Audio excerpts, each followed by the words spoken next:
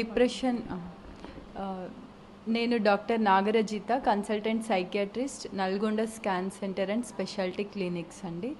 ఎక్కువగా యువత అయితే చాలా వరకు ఇప్పుడు చాలా ప్రాబ్లమ్స్ లైక్ డ్రగ్స్ అడిక్షన్ కావచ్చు, ఇంటర్నెట్ అడిక్షన్ కావచ్చు, లేకపోతే లవ్ ఫెయిల్యూర్స్, డిప్రెషన్ ఇలాంటివి చాలా కామన్గా చూస్తున్నాము. ఇంకా డిప్రెషన్ అనేది చాలా common cause of death, second most common cause of death among adolescents and young adults అని చెప్పుకోవచ్చు. అండ్ ఈ డిప్రెషన్ ఎందుకు వస్తుంది అని అంటే various reasons.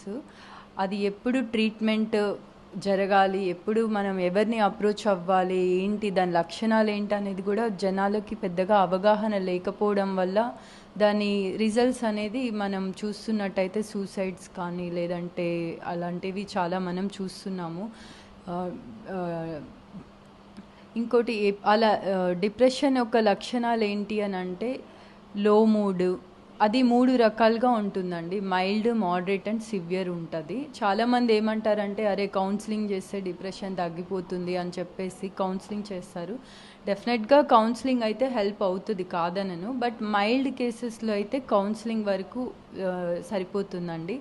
But moderate and severe కేసెస్లో వాళ్ళ లక్షణాలు ఎలా ఉంటాయి అని అంటే ఇంట్రెస్ట్, దేని మీద ఇంట్రెస్ట్ ఉండకపోవడము, హోప్లెస్నెస్, వర్త్లెస్నెస్, అంటే నేను ఇంకేం చేయలేనేమో, నాదంతా అయిపోయింది, నేను ఇంకా దేనికి వర్త్ కాదు అన్న థాట్స్ వస్తుంటాయి. ప్లస్ అప్పుడప్పుడు ఎవరు లేనప్పుడు ఏడుస్తుండడము, ఎవరైనా ఉన్నా కూడా ఏడుస్తూ ఉండడము అలా ఉంటుంటుంది.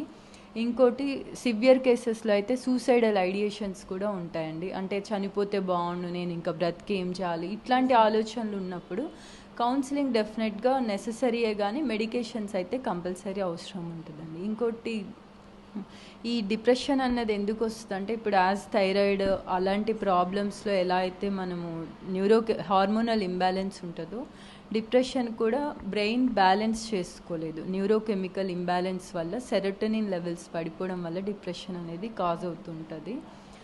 ఇది కొంతమంది ఎట్లా అప్రోచ్ అవుతారు అని అంటే అరే నేను చనిపోతా అని బెదిరిస్తుంటారు.